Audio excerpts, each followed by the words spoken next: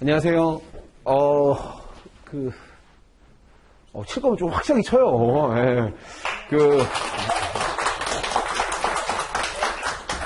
박수 소리가 들어가야 되는데, 이 소리로. 평일인데도 많이 와주셔서 감사하고, 일단, 이제, 지금 과정은 이제 문제풀이 과정이에요. 그래서, 기본 강의의 내용들을 중간중간 다루기야 하겠지만, 아주 기초적인 부분들까지 다 다루기에는 시간과, 물리적인 시간과, 여러 가지가 제한이 있죠. 문제풀이, 기존에 우리가 지금 안심특강은 기출문제 위주로 문제를 풀었으면, 이제는, 계산 문제와 사례 문제가 다 병합되어 있는, 이제 문제들. 사실 이제 뒤에 나오는 문제들은 작년, 재작년 모의고사예요. 제가 모의고사 때 풀었던 문제들을 이제 같이 풀어볼 거고, 올해 모의고사 보기 전까지, 여러분들이 실제로 이제 문제를 어떻게 적용해서 풀지, 그리고 답안을 어떻게 이제 써 내려가는 훈련을 진짜 중점적으로 해야 될 시기고, 그 과정을 준비하는 시간입니다. 그래서 문제풀이 위주로 동일하게 안심특강과 동일한 기준으로 문제풀이 위주로 설명을 할 거고, 그 안에 이제 세부적인 내용들을 설명을 할 거고요. 물론 저는 답안에다 쓰다 보면 간략하게 쓰지만, 여러분들은 이제 꼭 참고 하셨으면 좋겠는 건, 집에 가서 꼭 써보세요, 제발. 네. 그리고 물론 제가 여기 작년, 재작년 모의고사 문제들이 들어가 있지만 기출에 기반해서 돼 있기 때문에 기출과 같이 병행해서 답안을 어떻게 쓸지 여러분들이 좀 고민하시고, 그리고 이제 나만의 폼이 좀 있어야 돼요. 기계적으로 쓰는 폼이 있어야 돼요. 그래서 제가 외우라고 한 것 있잖아요. 근데 그거는 기계적으로 갖다 써서 붙여 넣어야 돼요, 그냥. 그리고 그 안에서 사례 적용 또는 적용 이렇게 통해서 그 안에 결론들을, 소결론들을 내가는 과정들. 그리고 전에 듣던 수험생들은 설명했지만 또 처음 이 과정을 듣는 분들에게 얘기하면, 왜 사례 위주로만 수업합니까? 사례 위주로밖에 할 수밖에 없어요. 사례 위주로 대응을 하면 약술은 당연히 풀려요. 근데 이 약술 위주로 하면 사례 문제가 나왔을 때 대응이 안 되니까. 그리고 이제 문제풀이 과정 속에서 제가 사례 문제 또 약술 문제도 풀어볼 거고 계산 문제도 다 같이 풀어볼 거예요, 이제. 그래서 이 문제풀이 4주인가로 되어 있는 걸로 제가 아는데, 핵심 이론. 이제 사례 유형들 문제를 10문제 넘는 사례 문제들을 다 풀어볼 거고, 그 안에 계산 문제도 다 풀어볼 거고, 약술 문제들도 찍어드릴 겁니다. 그래서 안심특강과 동일하게 진행하되 기출 플러스 약술, 계산 다 망라된 문제를 풀이할 거예요. 그래서 혹시 기본 강의가 듣지 않은 상태에서 이 내용을 들으면 죄송하지만 좀 이해가 안 되고 어려울 수도 있고, 제가 중간중간 설명하겠지만 스킵하는 부분들이 있단 말이죠. 그 부분들이 이해가 안 가면 꼭 이제 열어드렸으니까 기본 강의를 꼭 다 듣고 수강하시기를 바랍니다. 질문이 사실 이런 질문들이 많이 와요. 바로 문제풀이를 하고 들어도 되겠습니까? 아니면 다 듣고 조금 늦게라도 온라인으로. 저는 현장에서 시간 낭비하는 것보다 온라인 똑같잖아요. 저 다른 거 없거든요. 온라인으로 기본 순서대로 쫙 좀 스피드하게 다 들으시는 걸 더 추천드립니다. 네.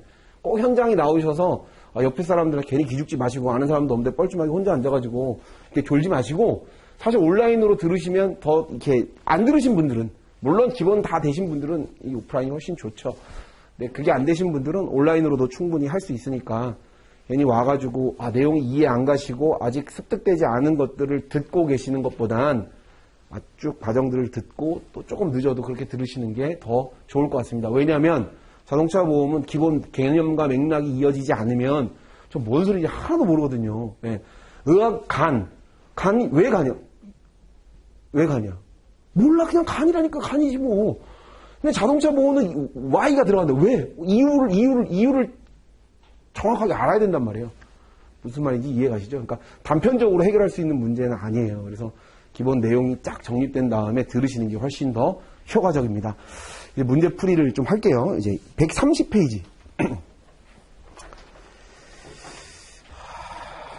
그리고 이제 다 공통된 내용들로 설명을 좀 하면, 여러분들이 이제 문제 초안지가 항상 있다 그랬잖아요. 이제 항상 훈련을 하세요. 답 말고 항상 A4 하나 옆에 꺼내놔. 메모할 수 있는 A4 용지를 하나 딱 꺼내놓고요. 문제 풀기 전에 제가 강조했었던 내용들, 우리 도식화 시킬 수 있잖아요. 이거 뭐다? 그거 초안지에다 그 쓰는 거예요. 그거 딱 그려놓고, 내가 뭘 어떻게 서술해 나가야 되겠다라는 과정을 초안지에 써야지. 네. 그 초안지에 작성하면서 이제 진짜 본격적인 쓰기 연습 시작해야 되니까요. 네. 그렇게 딱 체크해놓고 하시는 거예요. 그 다음에 목차가 제가 동일한 문제와 동일한 답안에도 목차를 다양하게 쓰기도 해요. 예를 들면 자배법상의 책임을 검토할 때 A의 책임 이렇게 쓰기도 하고요. A의 자배법상 지위 이렇게 쓰기도 하고요. A의 법률상 뭐 다양한 답안의 목차들을 쓸 수 있거든요. 내가 쉬운 거 땡기는 거 갖다 써요. 쟁점이 되는 거. 예를 들면 A의 운행자성 이렇게 써도 전혀 문제되지 않는다고요. A의 운행자성, 운행자가 뭐예요? 자배법상의 책임 여부를 검토하는 거잖아요. A의 자배법상 책임 검토 이렇게 써도 되고 A의 운행자성 여부 다 같은 말이잖아 사실. 그러니까 뭘 쓸지는 여러분들이 맞춰서 편한 거, 내가 잘 써지는 거 쓰세요. 내 글씨 더 예쁜 거. 무슨 말인지 이해가죠? 뭐가 다 꼭 정해진 건 아니란 얘기예요. 이게 주관식 시험이니까. 이해되죠? 무슨 말인지?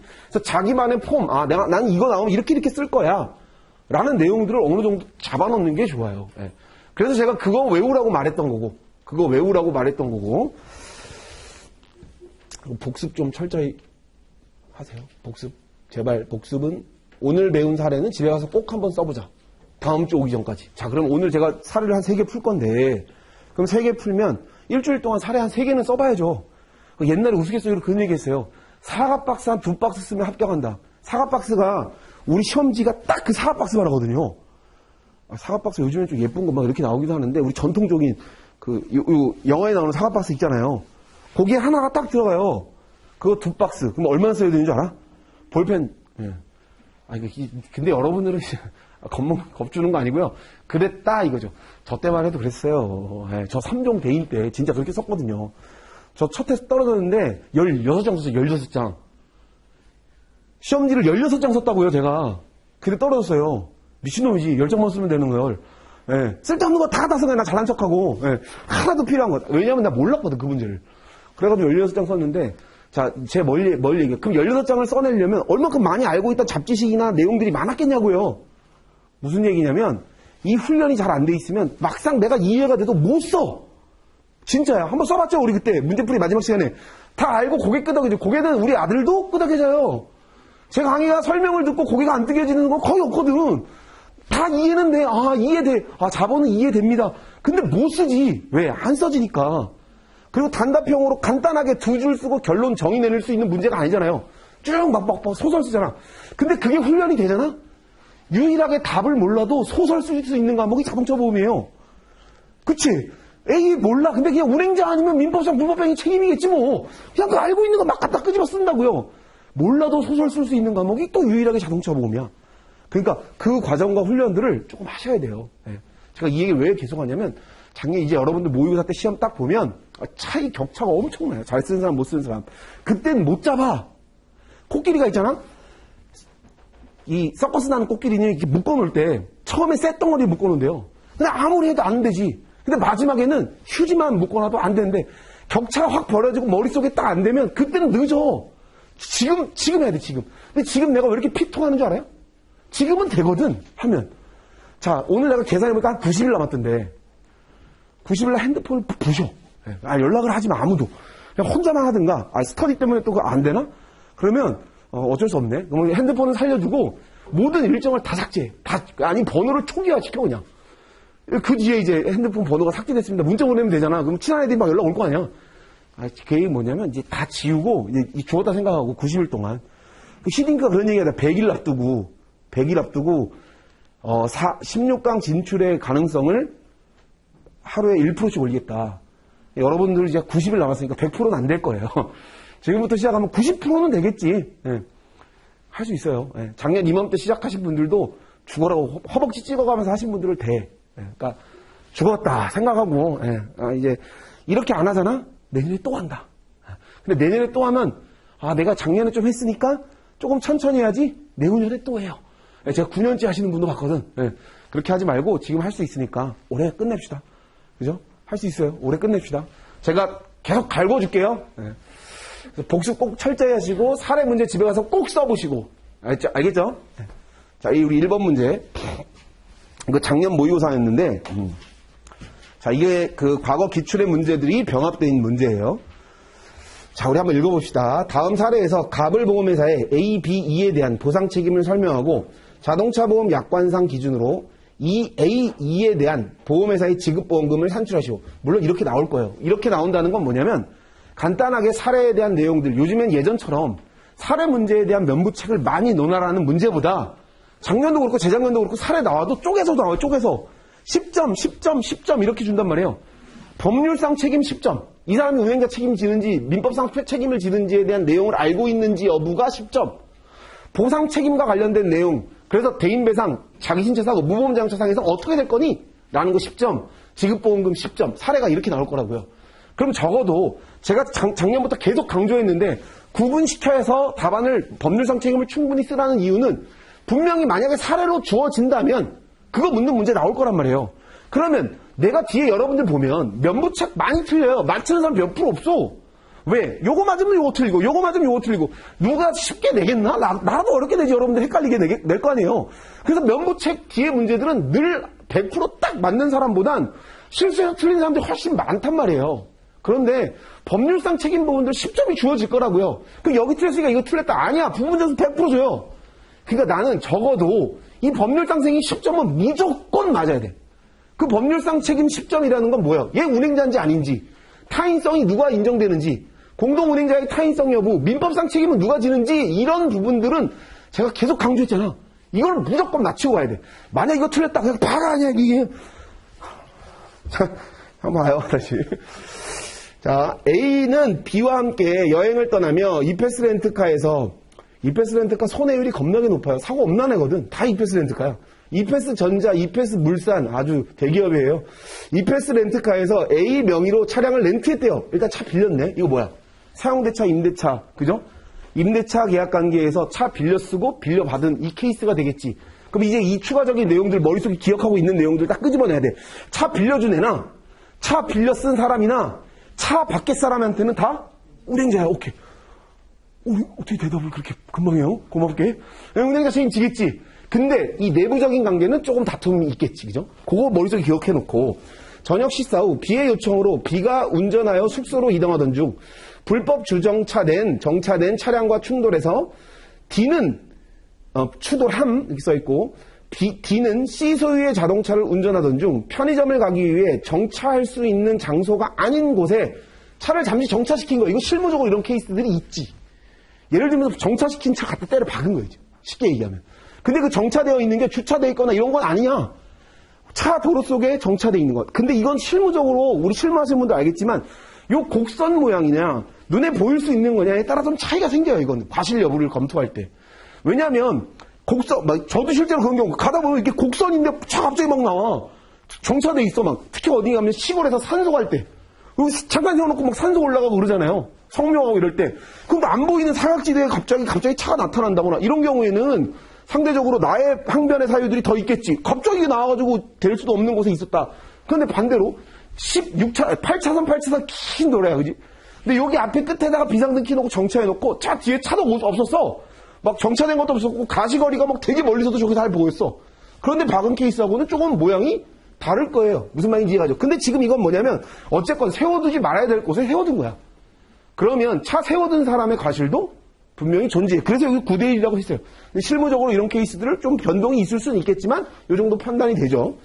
그래서 위사고로 A, B, E가 모두 사망했대요. 다 죽었대.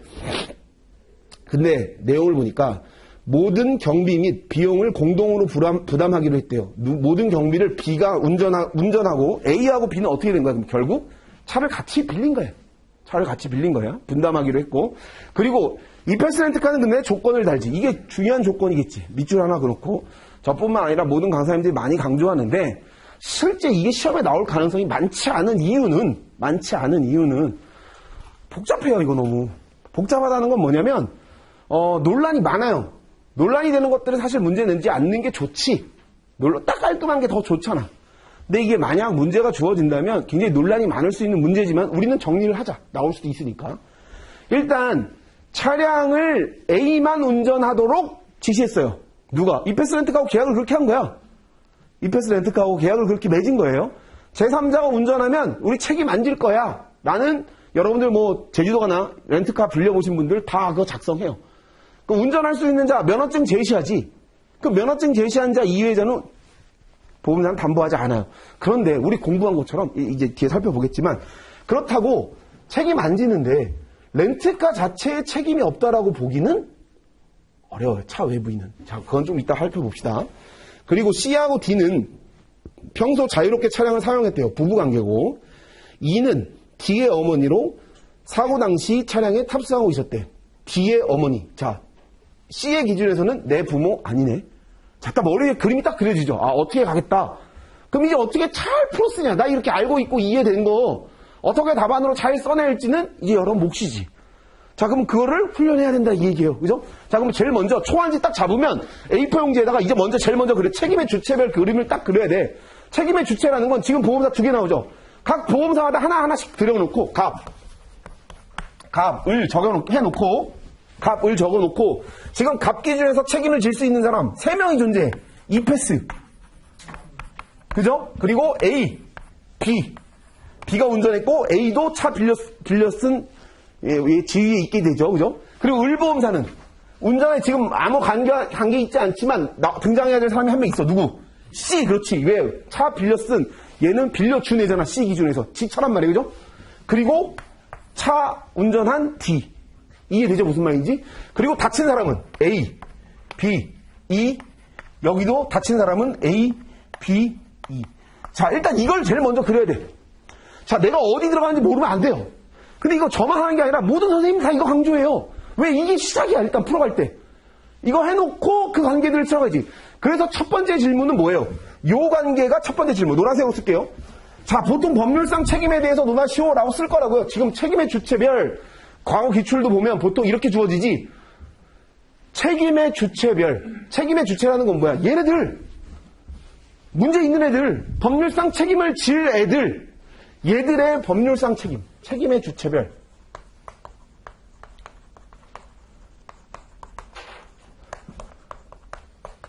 법률상 책임.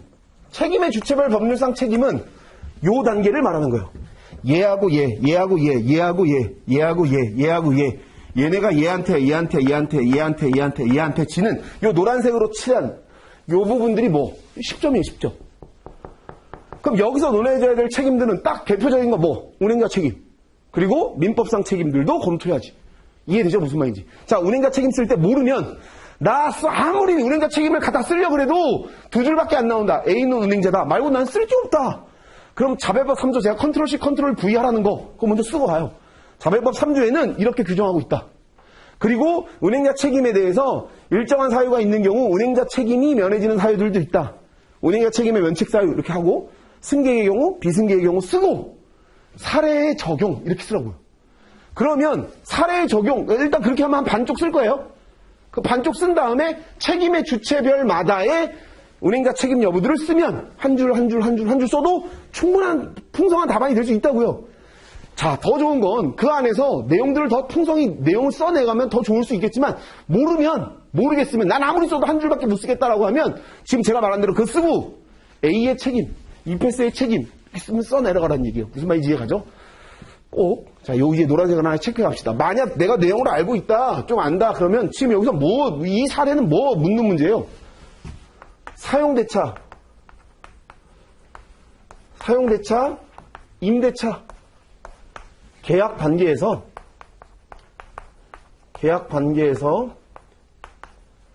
발생되는 운행자 책임 여부가 중요한 쟁점이 되는 거예요.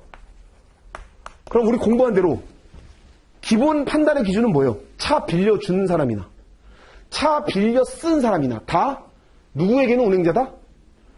차 밖에 있던 사람에게는 다 운행자예요. 이거는 불변의 여지 없어. 그냥 뭐 논란이 없어. 이견이 없다고요. 그럼 여기서 쓸 수 있는 게 있겠지. 어떻게 판단한다? 차 외부의 사람이나 사용대차나 임대차. 지금 봐봐요. 요건 임대차. 요건 사용대차야. 이거 정확하게 말하면 사용대차라고 말하기도 그래. 그냥 배우자니까 자기 빌린 것도 아니지. 뭐 우리 집 차야. 제가 와이프한테 내 차 남편 차 빌려 타고 왔어. 이러지 않잖아요. 아니야? 그래요? 예. 전 안 그러는데. 예. 그냥 갖고 오잖아요. 근데 정확하게 표현하자면 어쨌건 차 소유주는 A예요. 그죠? 그러면 우리가 이해하고 있는 그 기준에서 이해하면 사용대차, 임대차 기준으로 이해해봐요. 결국 차 빌려서 쓴 사람이나 차 빌려서 사용하고 있는 임차인이나 차 밖에 사람에게는 다 운행자다. 그러면 일단 C부터 봐봐요. C. 차 주인이지. 차 바깥에 있는 사람이 누구예요, 지금? C차 기준에서. A, B, E에겐 다 운행자 책임. D도 지금 남편 차 가지고 왔단 말이에요. D 기준에서 차 외부인 누구예요? 다 마찬가지지. A, E, B한테 다 운행자 책임져요. 자, 요쪽은 끝. 어렵지 않죠? 그럼 이패스 렌트카 기준에서 차 빌려 쓴 사람 누구? 얘네 둘. 근데 차 빌려준 사람 누구? 이패스 렌트카 책임 있어요, 없어요? 있어. 누구에게? 차 바깥에 있는 누구?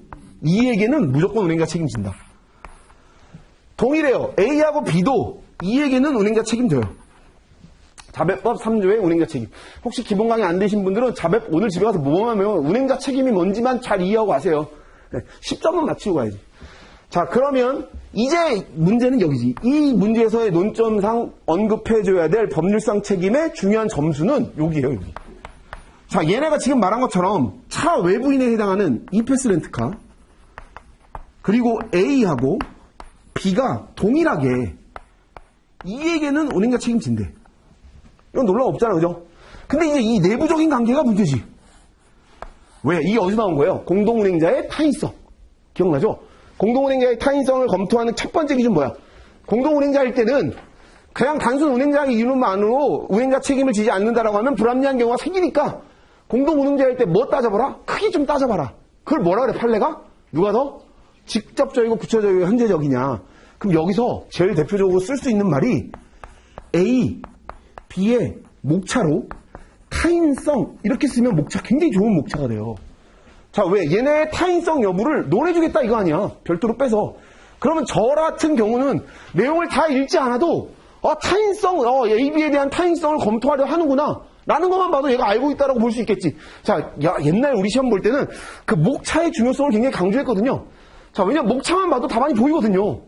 자, AB의 타인성 검토해줄 수 이렇게 목차 쓰면 좋아요. 이런 공동운행자 책임이 있어서 타인성. 자, 그러면 타인성의 기준으로 검토했을 때 이패스 렌트카가 A, B에게는 책임져야 안 져요? 자, 이패스 렌트카가 일단 A에게 책임질지 여부를 따져봐요. A는 지금 운행자죠. A 운행자예요. 차 빌려가지고 쓰고 있는 임차인잖아요. 운전은 지금 B가 A하고 있진 않지만 운행자예요. 그죠?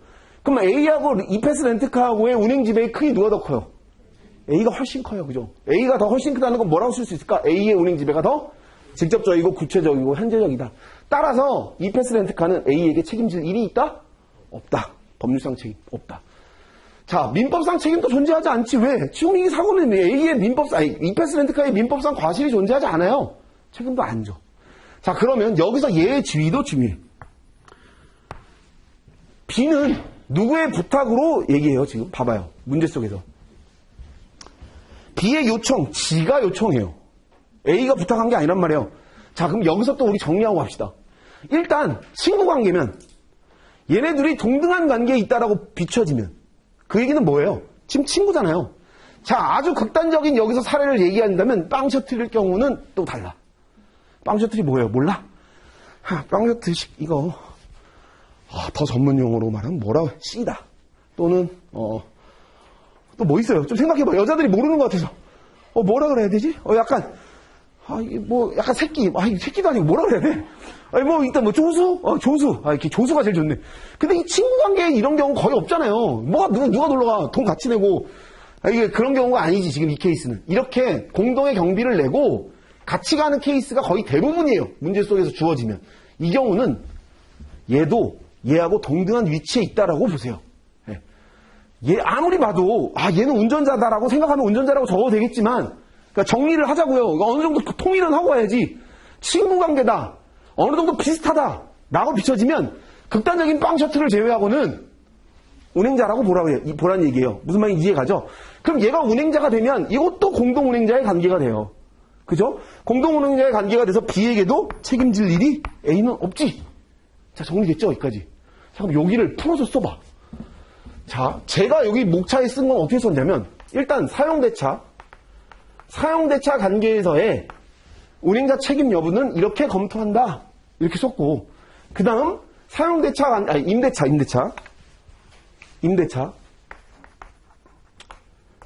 임대차 관계에서는 운행자 책임 이렇게 진다. 그리고 각 내부적인 관계에서는 이렇게 검토한다. 판단의 기준들을 쭉 풀어서 쓴 다음 그 다음 뭘 썼냐면 누구? 이패스의 책임.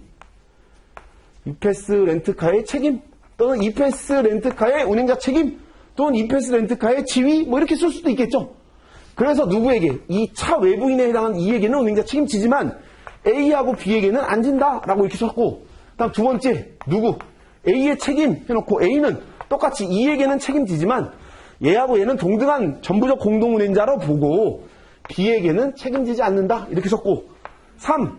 B의 책임 B도 E에게는 책임지지만 A에게는 안 진다 이렇게 썼다고요. 쓸 수 있겠지. 예. 요거 보고 이거 저는 이렇게 간단히 썼는데 여러분 이걸 풀어서 써야지. 예. 그거 다 나와 있으니까 예. 쭉 풀어서 쓰고 그 다음에 두 번째 목차 어떻게 썼냐면 사용대차 관계 또 이렇게 쓰고 이것도 똑같이 책임 관계는 차 빌려 쓴 사람이나 차 빌려준 사람이나 동일하게 차 외부인에게는 운행자 책임진다.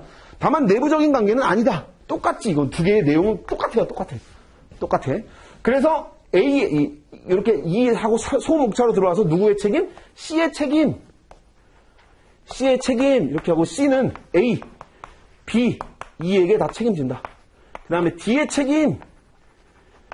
책임도 A, B, E에게 다 운행자 책임진다. 다만 한 명 더 D는 뭐도 들어가야 되고 법률상 책임을 논하라고 했으니까 D는 무슨 책임도?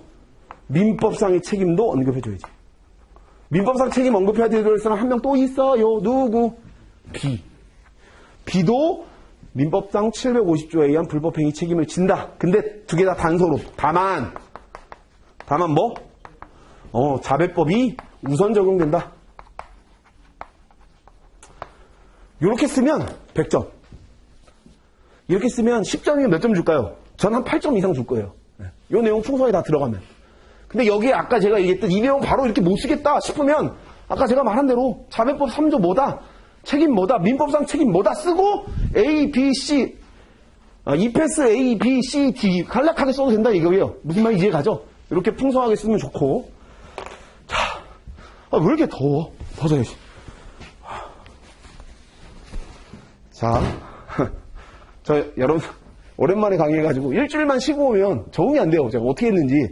그래가지고 그 다음에 이제 2의 1번 문제 이렇게 주어질 거고. 자, 두 번째 뭐 써야 되냐면, 이제 2번. 목차 2. 뭐 줄까요? 보상 책임. 보험회사의 보상 책임은 어떻게 되니? 이렇게 줄 거예요. 그럼 뭐 쓰는 거야? 우리 뭐 풀어가는 거야? 요거 풀어가는 거지, 요거 풀어가는 거.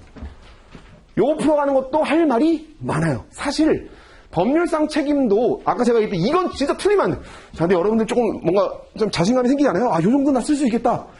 그죠? 집에 가서 써봐. 못 써. 꼭 써봐요. 요거는 무조건 맞추는 거고. 자, 요것도 맞추면 너무 좋지.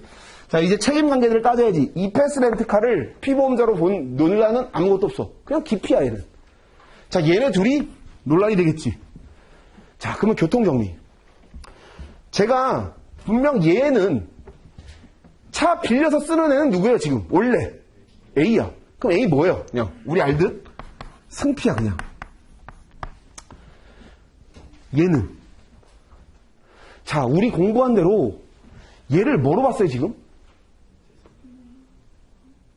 얘, 자배법상의 지위를 얘로 뭐로 봤냐고.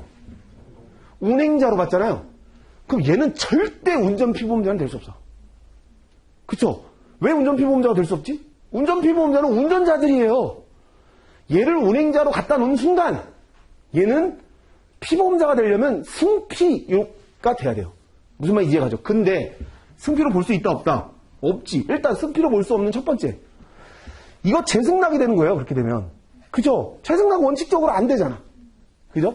그럼 얘를 또 피보험자로 보기 위해서 운전피보험자로 보기 위해서 자배법상의 책임 자체도 얘를 운전자라고 놔버려도 얘는 피보험자가 될 수 없어요. 왜? 판례에서 기명피보험자의 명시적 의사에 반하는 운전자는 피보험자로 보지 않는다 그래서. 그럼 운전할 수 있는 자를 B로만 A라고만 정했잖아.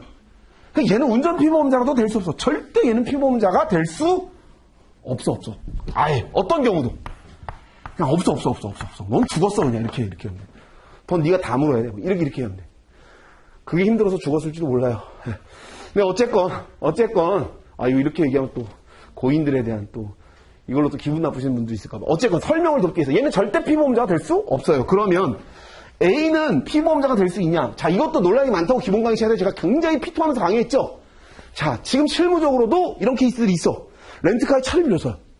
렌트카 차를 빌리고 난 내렸어. 내 이름으로만 다 했지 또. 그리고 난 내렸는데 내 친구가 운전하다가 나 가고 있는 차를 나를 박았어. 이해가요? 무슨 말인지? 자, 똑같은 케이스지. 나 다쳤어요, 지금. 그지? 그럼 난 피보험자로 보냐, 안 보냐? 아까 똑같은 거예요. 운전할 수 있는 자를 범위를 나로만 했어. 근데 난 내렸어. 내려가지고 담배 피고 있는데 뒤에서 얘가 와가지고 날 박아버렸다고요. 그러면 우리 공부한 기준대로 내가 승피가 되면 자신치라고 되겠지. 근데 내가 승피가 안 되면 자기가 피보험자를 안 봐. 그런데 렌트카 공제조합 실무하시는 분들도 다 아시겠지만 일단 현재는 승피로 봐요. 자, 그럼 여러분들도 답안 쓸 때 승피로 일단 보되 비판의 여지를 둬도 돼. 또는 나는 이건 진짜 아니다. 나는 보험을 공부하는 학도로서 이건 아닌 것 같아요. 피보험자로 보지 않겠습니다. 라는 논리도 제가 기본 강의 시간에 설명해줬죠. 그 논리대로 해도 돼. 그런데 그렇게 하면 답안 쓸 게 너무 많아. 자, 여러분들 일단 하기 싫지 않아요? 내가 제일 원하는 건 꼴찌로 들어가는 게 가장 짜릿하잖아. 아닌가? 나는 그런데 꼴찌로 문 닫고 들어가는 게 제일 짜릿해. 그냥 승피로 보세요. 현재까지는. 만약 바뀌면 모르겠는데 지금 현재까지는 실무도 그렇고 제가 아닌 것도 설명해줬죠. 승피로 안 보는 이유도 설명은 해줬지만 현재 실무적으로는 그냥 승피로 보니까 논란은 있지만 승피로 봐줘라. 논란이 있지만 승피로 본다라고 쓰면 되겠지. 그냥. 그럼 결론은 간단해지는 거예요. 그럼 결국 책임지는 사람은 얘. 얘도 법률상 책임이 생겨날 수는 있지만 얘는 원칙 첫 번째 기준 뭐? 피보험자가? 아니야. 그러니까 얘의 책임들은 다 책임질 일이 없는 거예요. 그럼 여기 기준들로만 따지면 되겠지. 그럼 담보별로 따져봐야지. 자, 보상 책임 쓸 때 여기하고 똑같은 공식. 공부가 된 사람들은 바로바로 법률상 그러니까 각 책임의 주체별 담보별로 써면 돼요. 보상 책임 담보 뭐야? 우리 공부하는 거 여기 나오는 거 몇 개? 4개밖에 없어. 뭐? 1, 대인 2, 자기인재사고 무보험장처상해. 만약 특약이 있다면 그 앞에 특약. 특약 여부가 없다 그러면 특약 이외의 내용들 담보 4개를 딱 나열하면 되겠지. 그럼 이것도 그냥 나열해서 쓰면 되는데 제가 또 팁을 줬죠. 못 쓰겠다. 그럼 뭐부터 쓰라고? 보상하는 손해. 약관의 3조, 6조 규정하고 있는 피보험자, 대인배상 1은 피보험자와 피보험자 자동차의 운행으로 쓰고 대인 2는 피보험자와 피보험자의 소유사용 관리 중 사고로 쭉 쓰고 자기인재 사고 쭉 쓰고 그래서 누구는 이렇다 내용 풀어가면 되고 그게 아닌 사람들은 자신 있다 나 내용 이 안에도 충분히 풀어갈 수 있다는 사람은 그냥 담보별로 써도 돼. 대인배상 1, 대인배상 2 이거는 별로 쓸 게 별로 없지. 지금 이 문제는. 왜? 논점이 되는 사안은 피보험자 여부인데 피보험자 여부를 그냥 우리가 결론 내렸으니까 뭐로? 승피로 결론을 내렸잖아. 그러면 기피는 이패스. 그치? 자, 그럼 여기서 여러분들 쓸 때 일단 첫 번째 보상하는 손해 꼭 쓰세요. 보상하는 손해. 뭐라는 거야? 보상하는 손해. 자, 보상하는 손해 대인배상 1, 2 그냥 기계적으로 나와야 돼. 기계적으로 나와야 돼. 지금 나와서 제가 우리 학교 다닐 때 선생님들이 나와서 여기 써보라고 하잖아. 이렇게. 여기 써보면 그래서 많이 맞았는데 분필로 맞고 막 그랬던 것 같은데 쓸 수 있어야 돼요. 무조건 2줄 나오겠지. 그죠? 자기를 피보험자 자동차 피보험자가 피보험자 자동차의 운행으로 대인2는 소유사용 관리 중 법률상 책임, 자회법상 책임 구분해가지고 딱 쓸 수 있어야 돼요. 그 다음 또 논해줘야 될 거. 그 다음 두 번째는 피보험자를 일단 여기서 논해요. 자, 그 다음 면책사유.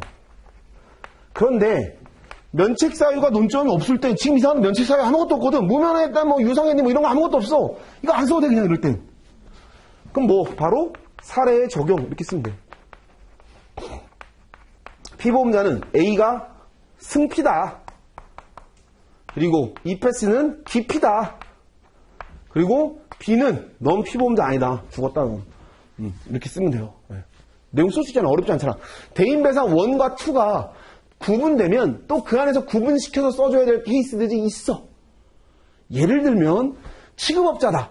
이런 거는 대인배상 1과 2를 구분해서 쓰는 게 좋아. 왜? 피보험자에서 구분되잖아. 이해가요? 무슨 말인지? 이거는 지금 동일하잖아요. 이해되죠? 무슨 말인지? 동일하니까 이렇게 동일하게 쓰고, 피보험자, 취급업자가 나온다 그러면 대인배상 1, 2. 만약에 이렇게 같이 안 쓰고, 하나씩 써도 돼요. 대인배상 1 쭉 다 쓰고, 대인배상 2 쫙 다 쓰고, 이렇게 가도 된다고. 이해 가자, 무슨 말인지? 자, 그 다음 사례의 적용. 그래서, 이패스 렌트카에 대한 책임, A의 책임 때문에 차 밖에 있던 누구, E에 대해서는 대인배상 1, 2 모두 부책. 부책. 어렵지 않죠? 네. 그 다음, 을보험사. 2. 여기도 해야지. 이거, 갑보험사. 대인배상 1, 2. 하나 논해줘야 될 거 있죠. 뭐? 자기신체 사고. 자기신체 사고도 제일 먼저 보상하는 손해. 어떻게 보상하는 손해에 대해서 약관에 규정하고 있다. 그 다음 피보험자. 그 다음 사례 적용. 자, 얘를 승피로 봤잖아. A를. 그럼 자기신체 사고 부책. 부책. 이해됐죠?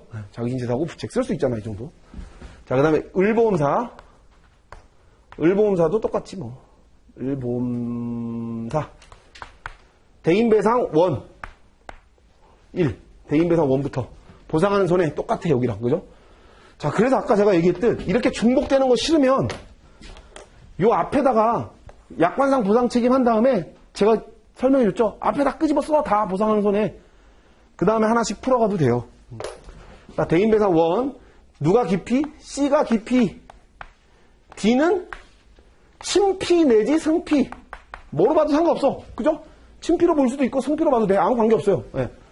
그래서 책임지는 거 누구누구에게 책임지지? A, B, E에게 대인 1 부책. 대인배상 2는 좀 나뉘지. 1. 보상하는 손해에 쓰고, 보상하는 손해에 2. 피보험자 똑같이 쓰고, 3. 목차 뭐 쓰라고 했지? 면책사유 쓰라고 했죠? 면책사유에 해당하는 목차 지금 하나 있어. 뭐? 김영 피보험자의 부모, 배우자, 자녀. 피보험자의 부모, 배우자, 자녀. 자, 사례 적용하고 쓰면 되겠지. 누구? 2. 자, 2가 왜? 2의 기준으로 보면 얘 기피, 얘 승피 내지 친피. 자, 2가 얘의 엄마예요. 그죠? 이 기준에서 D한테 청구하면 어떻게 돼? 대인배상 2는 면책. 왜? 피보험자의 부모, 배우자, 자녀.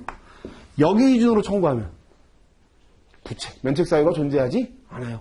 얘의 부모, 배우자, 자녀가 아니잖아. 자, 그럼 여기서 써야 될 게 뭐 있을까?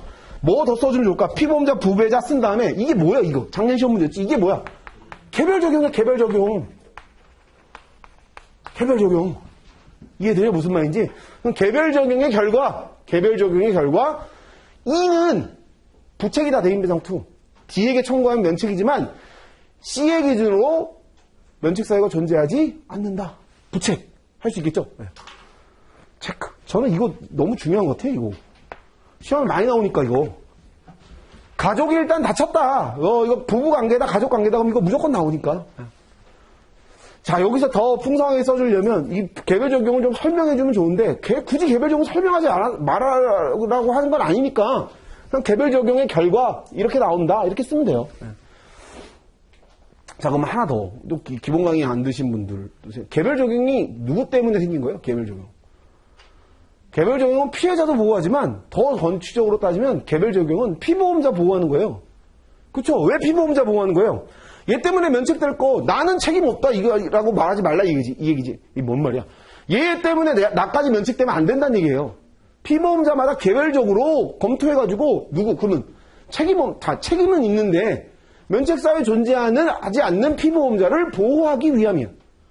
그러니까 피해자도 보호하지만 더 원칙적으로는 피보험자를 보호하는 게 개별적용의 가장 큰 취지예요. 잘 체크해 놓으시고. 자, 그 다음에 다친 사람이 없지, 여기에는. 피보험자. C하고 D는 다친 게 없으니까.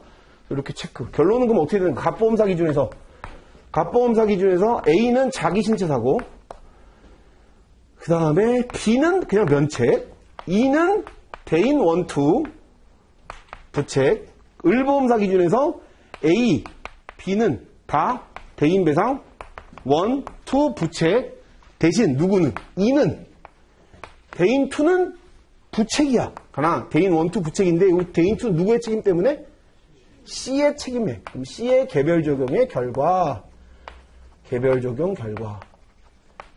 이렇게 딱 정리해 놓으면 오케이. 근데 여기서 또 사례에서 틀리지 말아야 될 거 하나. 얘 갑보험사가 돈 준 다음에 얘한테 어떻게 할까? 무조건 구상. 결표. 놓치면 안 돼. C에게 B에게 구상해야 되는데 B에게 구상할 수가 없어요. 사망했거든. 그치? B에게 되면 사망했어요. 그러니까 어쨌건 구상 행사할 수 있는 여지는 생기지 얘한테. 근데 구상권이 생겨나지만 아까 우리 뭐 1차 시험 하시면 아시겠지만 받을 데가 없겠지. 받을 데가. 예. 근데 얘 가족관계에 대한 내용들이 안 나와 있잖아요 지금. 예. 그러니까 그냥 뭐 사망해서 할 수 없다. 근데 그 내용은 언급해주면 좋죠. 그 내용을 언급해주면 좋지. 자, 계산 문제까지 봅시다. 그래서 어떻게 다치냐면 A하고 E의 손해액을 구하래요. 자, 근데 과실을 일단 우리 여기서 또 계산 문제 풀려면 B하고 D의 과실이 몇 대 몇이래요? 9대1이야, 9대1. 자, 9대1. 여기 머릿속에 이해한 다음에. 자, 그러면 A의 손해액을 구해봅시다. 과실상계 전 실제 손해액이 얼마래요? 과실상계 전 실제 손해야. 그냥 얘의 실제 손해가 얼마야? 3억이야, 그죠? 근데 동승감액 또 적용하래요. 그럼 4억의 동승감액 적용하면 얼마야? 2억? 2억 4천이야, 그치? 근데 여기서 반드시 해야 될 게 하나 있어. 뭐? 그럼 A의 손해액은, 실제 손해액이 3억인데, 3억에서 얘의 과실, 동승감액 0.8, 20% 마이너스 20% 한 거니까, 0.8. 그럼 2억 4천인데, 2억 4천. 자, 여기서 나오는 게, 피해자 측 과실. 자, 피해자 측 과실이 뭐예요? 피해자 측의 과실, 동일인으로 볼 수 있는지 여부를 따지는 거예요. 자, A하고 B인데 B의 과실을 A의 과실로 볼 수 있냐 이거지. 지금 이 사례는 대표적으로 볼 수 있는 사례. 대표적으로 볼 수 있는 사례. 그러면 A의 책임에 대한 부분들을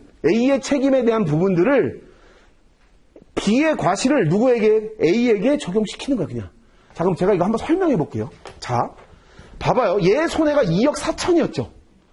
그럼 원래 원칙대로면 누가? 을보험사는 2억 4천에 10%만 물으면 되잖아. 그게 얼마예요? 2,400만 물으면 돼, 원래. 그리고 얘는 원래 얼마 물어야 돼요, 그러면?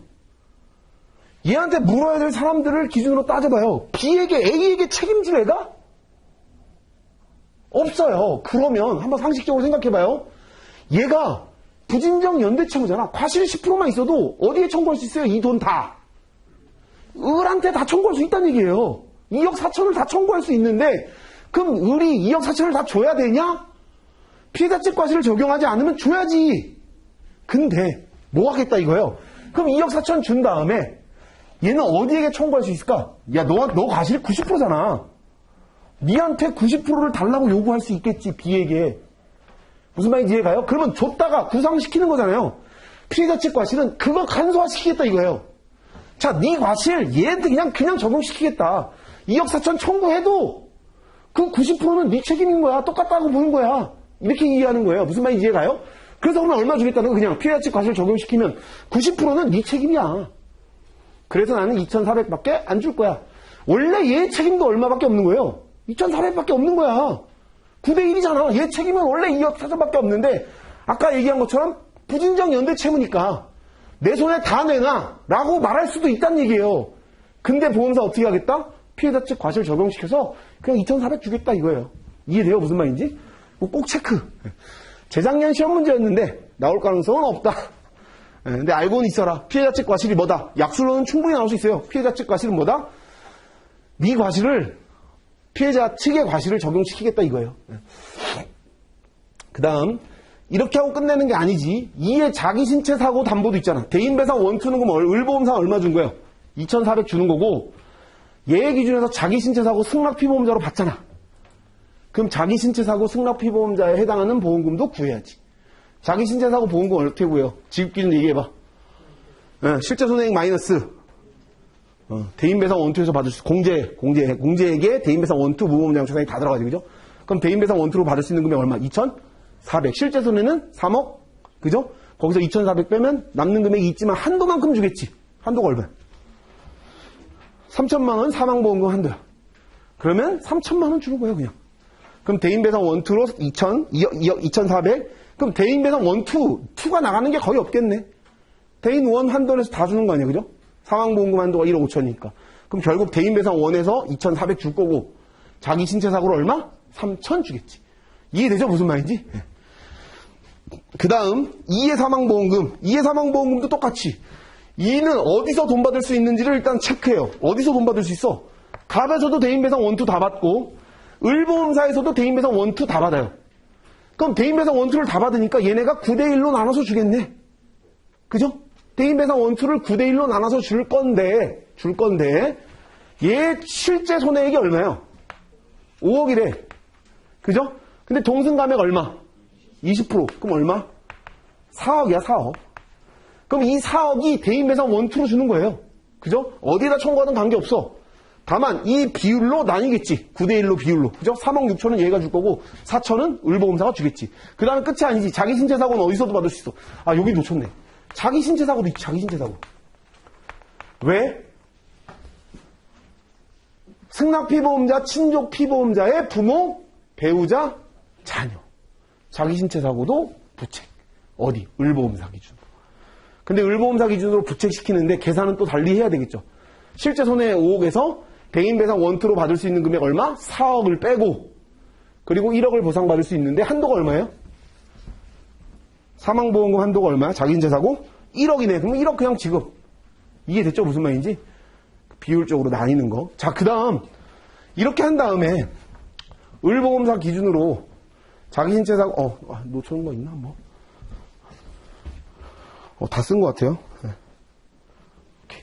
자, 체크. 약술 체크. 피해자 측 과실 체크해놓고 사용대차, 임대차 관계에서의 운행자 책임 여부 우리 공부했죠. 그리고 피보험자, 부모, 배우자, 자녀, 부배자 면책, 개별 적용의 결과에 따른 부배자 면책. 그 다음에 약관상이 아니지. 김영피보험자의 명시적 의사에 반한 운전자의 지위. 운전피보험자로 안 본다 그랬잖아요. 요거 잘 체크해 놓으시고. 자, 그 다음에 요거까지만 하고 마칠게요. 자, 요번에 이제 개정되는 약관을 좀 여러분들이 체크해야 되는데, 이거 약술, 내가 시험 문제, 지금 체크하는 시험, 이거는 제가 모의고사 때 무조건 시험 문제 다 낼 거야. 제가 모의고사 5회, 6회를 볼 건데, 그 안에 이건 약술 하나씩 다 들어간다고 생각하면 돼. 일단, 중간이자 공제. 중간이자 뭐로 바뀌었어요? 호프만. 이거 시험 거의 유력. 이거 계속 강조했죠, 제가. 이거 시험 문제 무조건 낼 거야. 네. 정리해놔요. 네, 정리해놔. 그리고 제가 여기에다가 작년 문제랑 좀 다르게 중간이자 공제를 하는 경우 실무적으로 중간이자 공제하지 않는 경우도 있어요. 뭐 핀 제거 이런 거 잘 안 한단 말이야. 중간이자 원래는 해야지. 3년 뒤에 만약 핀 제거할 거다. 이런 실무적인 것들도 제가 넣어놨어요. 문제. 제2 교재에 있는 기준으로 제가 시험 문제 무조건 낼 거니까 중간이자 공제는 왜 그럴까요? 가장 크게 달라졌고 결국 보험사가 돈 더 줄 수 있는 구조가 됐지. 그리고 일원화가 됐잖아요. 책임근제하고 원래는 달랐던 게 일원화됐고 기출이 한 번 된 적이 있어요. 중간이자 공제가. 근데 개별 적용이 10년 만에 시험 문제 작년에 나왔거든. 그럼 올해도 작년에 나왔던 문제들이 나오겠지. 자, 그러면 한번 다시 반대로 또 이렇게 이해할 수 있겠지. 누구나 다 예측할 수 있는 문제가 나온다. 남들보다 조금 더 잘 써야 돼요. 남들보다 조금 더 잘 써야지. 작년에 누가 그런 얘기 하더라? 나 다 쓰고 나왔는데 점수가 왜 이러냐? 다 그만큼은 다 썼어요. 네, 그만큼은 다 썼어요. 네, 이렇게 얘기해 줬지, 전화로. 왜냐면 누구나 다 예상한 문제. 지금 이거 누구나 다 강조할 거라고요. 누구나 예상한 문제니까 나만의 딱 답들. 실무적으로 적용하지 않는 예 이런 것들을 넣으면 좋겠지. 중간이자를 왜 해야 되는지 이런 건 다 아는 거야. 호프만으로 바뀌었다. 그거 한 줄 쓰고 내가 맞췄다? 그럼 바보야. 그거 무슨 상관이 없어. 그러니까 더 충분히 쓸 수 있도록 좀 준비를 해요. 네. 자, 그 다음 군인은 뭐예요, 이거? 현역 복무 예정자. 이것도 바뀌었지, 뭐로? 일용근로임금을 적용시키죠. 일용을 적용시키는데, 이 일용이 적용되는 케이스, 그냥 일용근로자가 적용되는 케이스, 일용근로임금. 뭔지, 그리고 일용근로임금이 적용되는 케이스 제가 기본 강의 시간에 쫙 설명했어. 그거. 그 중에서 바뀌었을 때 시험에 안 나오고 이거 안 나왔고 뭐가 또 안 나왔냐면 가사노동자 기억나요? 가사노동자 누구야? 주부. 제 친구 중에도 주부 한 명 있어요, 지금. 네. 주부 습진 걸렸다고, 놀러 올 때마다, 놀러 가면 절대 안 해, 정리를. 친구들하고 이렇게 놀러 가고 그러잖아요. 얼마 전에도 놀러 갔다 왔는데 자기는 집에서 하기 때문에 안 한대, 오지 마, 너, 그러니까 주부, 남자일 수도 있죠. 남녀노소 불문. 네. 근데 이것도 사실 약관이 개정됐어요. 왜? 가사노동자에 대해 명확한 규정을 약관에 명시해놨거든. 1인 이상의 경제주체, 2인 이상의 경제주체에서 경제활동을 하고 있지 않은 자들로 명확하게 명시해놨는데 그거 바뀐 이후로도 한 번도 안 나왔어. 그러니까 나는 이게 뭐로 해라는 거야. 이게 일용근로임금이 적용되는 케이스들을 꼭 체크해놔요. 또 이번 간병비도 바뀌고 나서 계산 문제로든 약술 문제로든 한 번도 안 나왔으니까 꼭 이것도 체크해 놓으시고, 그 다음에 아까 제가 고민하고 있다는 거, 그건 제가 좀 더 고민한 다음에 바뀐 것들 뭐냐면 마약도 들어갔죠.